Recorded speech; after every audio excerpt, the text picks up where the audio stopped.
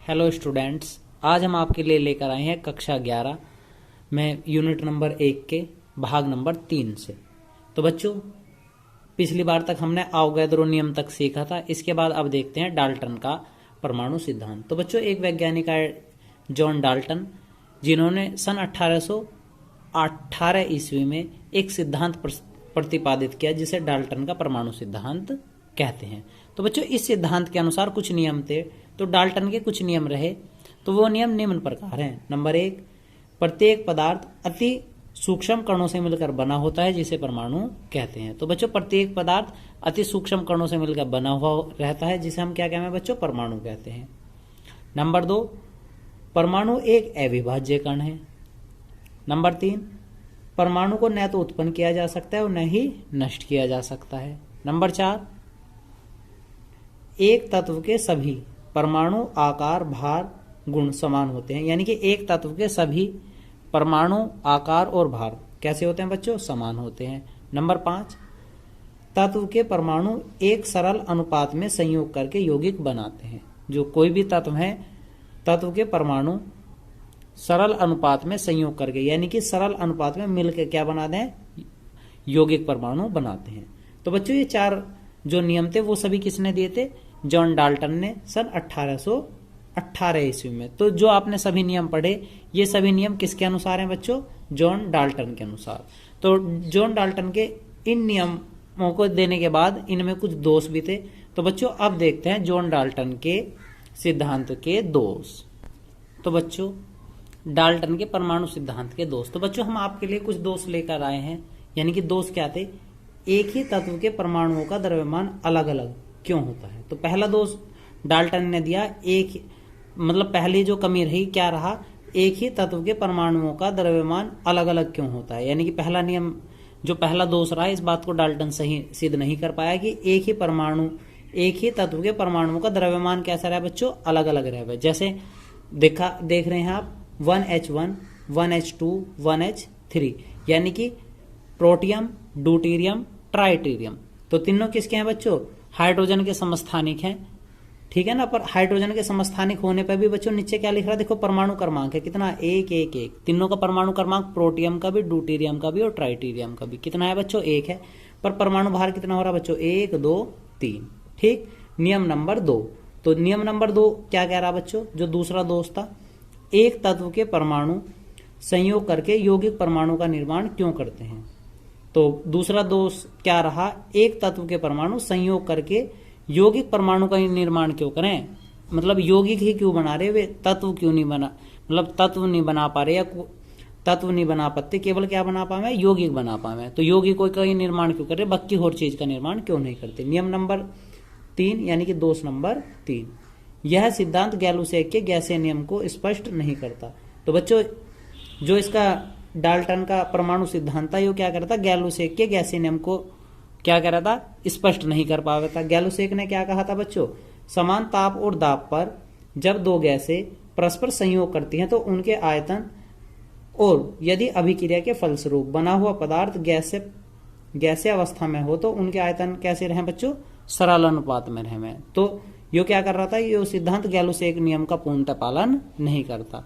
Number 4 दोष बच्चों, चौथा दोष है, यह सिद्धांत परमाणुओं और अणुओं में अंतर स्पष्ट नहीं करता। तो यो इस नियम डाल्टन के अनुसार हम क्या कर रहे थे बच्चों?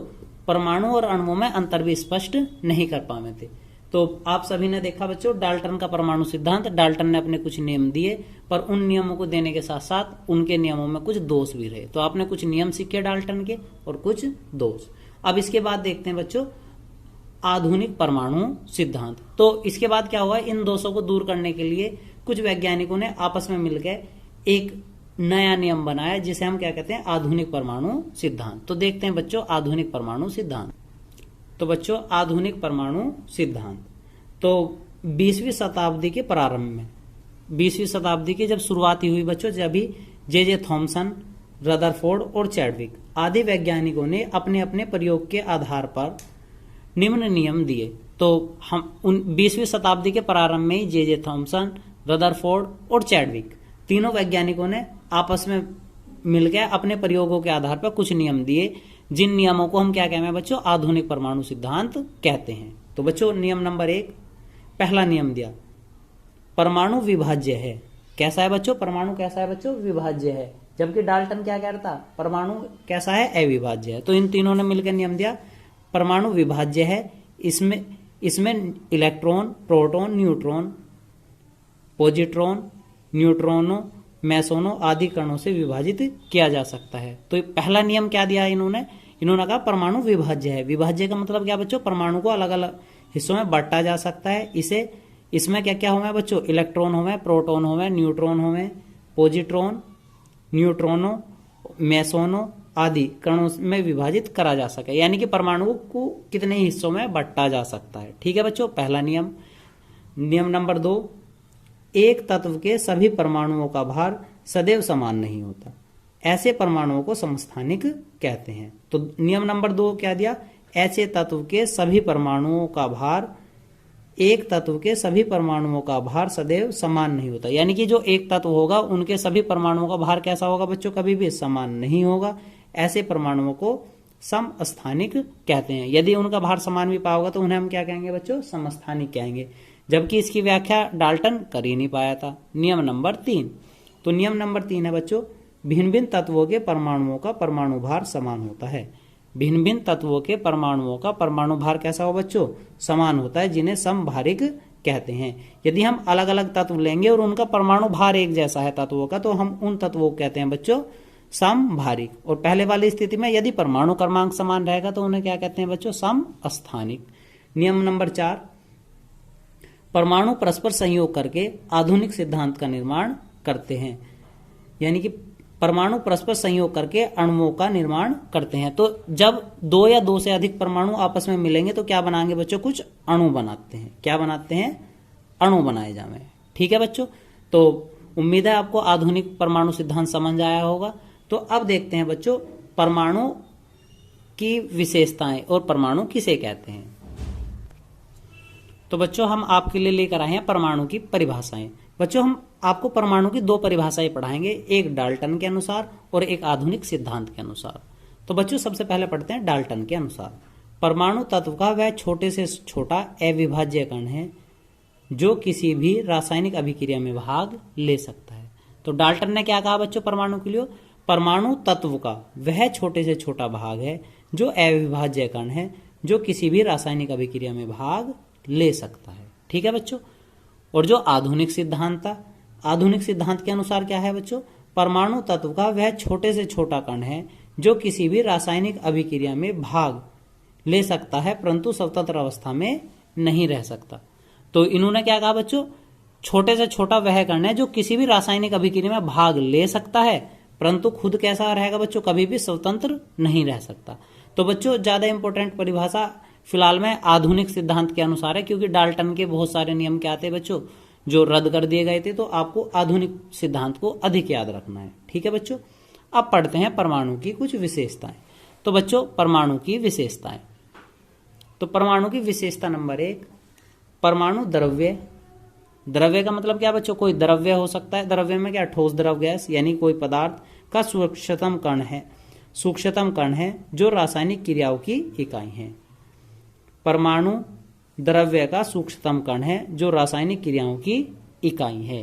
नंबर 2, परमाणु अविनाशी है, अतः रासायनिक क्रियाओं में परमाणु नष्ट नहीं होता है। तो बच्चों परमाणु कैसा है, एक अविनाशी कण है, अतः यह रासायनिक क्रियाओं में परमाणु नष्ट नहीं होता। परमाणु पूर्णतः क्या हो, नष्ट नहीं होता, केवल क्या बने करे बच्चों, अपना रूप परिवर्तित कर ले, यानी कि दूसरे अणु के साथ जुड़ जावे। नियम नंबर 3, परमाणु विद्युत उदासीन होता है, इसके नाभिक में जितना भी धन आवेशित प्रोटॉन होते हैं, नाभिक के बाहर उतने ही ऋण आवेशित इलेक्ट्रॉन अपनी कक्षा में चक्कर लगाते हैं। तो बच्चों जो परमाणु है, परमाणु पूर्णतः उदासीन होवे, नाभिक में क्या क्या, नाभिक में जितने धनावेशित प्रोटॉन हो, यानी कि प्रोटॉन कैसे हो बच्चों, धनावेशित, जिन पर प्लस चार्ज हो, तथा नाभिक के बाहर जितना भी उस पर धनावेश होगा उतना ही ऋणावेश होगा। ऋणावेश का मतलब क्या है बच्चों, उतने ही इलेक्ट्रॉन होंगे जो क्या करें, उस परमाणु की चारों तरफ कक्षाओं में चक्कर लगाते रहेंगे। ठीक है बच्चों, उम्मीद है आपको समझ आ रहा होगा। अब पढ़ते हैं इसी प्रकार अणु की परिभाषा। तो बच्चों सबसे पहले अणु की परिभाषा। तो अणु की परिभाषा, तो अब की बार बच्चों अणु की परिभाषा है एवोगैद्रो के अनुसार। किसके अनुसार बच्चों? एवोगैद्रो के अनुसार। किसी यौगिक का वह सूक्ष्मतम कण जिसमें यौगिक के सभी गुण विद्यमान होते हैं, अणु कहलाता है। किसी यौगिक का वह सूक्ष्मतम कण जिसमें यौगिक के सभी गुण विद्यमान, यानी कि सभी गुण उपलब्ध होते हैं, अणु कहलाता है। किसने कही वो बात? एवोगैद्रो के अनुसार। ठीक है बच्चों, अब पढ़ते हैं आधुनिक सिद्धांत के अनुसार। तो बच्चों आधुनिक सिद्धांत के अनुसार किसी तत्व का अणु उसका वह सूक्ष्मतम कण है, किसी तत्व का अणु उसका वह सूक्ष्मतम कण है जिसमें उस तत्व के सभी भौतिक गुण उपस्थित होते हैं, सभी भौतिक गुण उपस्थित होते हैं और जो स्वतंत्र अवस्था में रह सकता है। तो इसके अनुसार क्या बना बच्चों? किसी तत्व का अणु वह सूक्ष्मतम यानी छोटे से छोटा वो कण है जिसमें तत्व के सभी भौतिक गुण, जितने भी किसी पूरे तत्व में गुण होंगे, यदि आप उसका छोटा सा टुकड़ा भी ले लेंगे तो उसमें भी क्या होगा बच्चों? पूरे वे ही गुण विद्यमान होंगे जो स्वतंत्र अवस्था में भी रह सकते हैं। ठीक है बच्चों, अब पढ़ते हैं अणु की विशेषताएं। तो बच्चों अणु की विशेषताएं, नंबर 1, अणु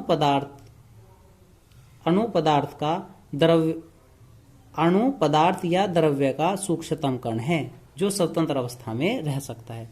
तो अणु पदार्थ या द्रव्य का वो सूक्ष्मतम कण है जो कैसा रह सके बच्चों? स्वतंत्र यानी कि फ्री अवस्था में भी रह सकता है। नंबर 2, किसी भी पदार्थ के अणुओं में उस पदार्थ के सभी गुण विद्यमान होते हैं। किसी भी पदार्थ के अणु में उसके सभी गुण कैसे रहे बच्चों? पहले से उपस्थित हैं। जैसे आपने एक नमक लिया, पूरा मोटा नमक है, तो खाने में वो तब भी कैसा रहेगा? नमकीन रहेगा। और आप यदि उसका जरा सा टुकड़ा ले लें, जरा सा कण भी ले लेंगे, उसमें भी क्या रहेगा बच्चों? नमक का उतने ही गुण रहेंगे। ये परिभाषा इस बात को बता रही कि किसी भी पदार्थ के अणु में उस पदार्थ के सभी गुण विद्यमान रहते हैं। नंबर 3, अणु रासायनिक क्रियाओं में परिवर्तित हो जाता है, अर्थात भिन्न भिन्न प्रकार के अणु बनाता है। जो अणु है वो रासायनिक क्रियाओं में बदला जा सके और क्या करे? अपने स्थान पर क्या करे? अलग अलग अणु बना देता है। ठीक है बच्चों, उम्मीद है बच्चों आपको आज का वीडियो पसंद आया होगा। आप कमेंट करके कमेंट बॉक्स में बताएं और हमारे चैनल को सब्सक्राइब करें। धन्यवाद।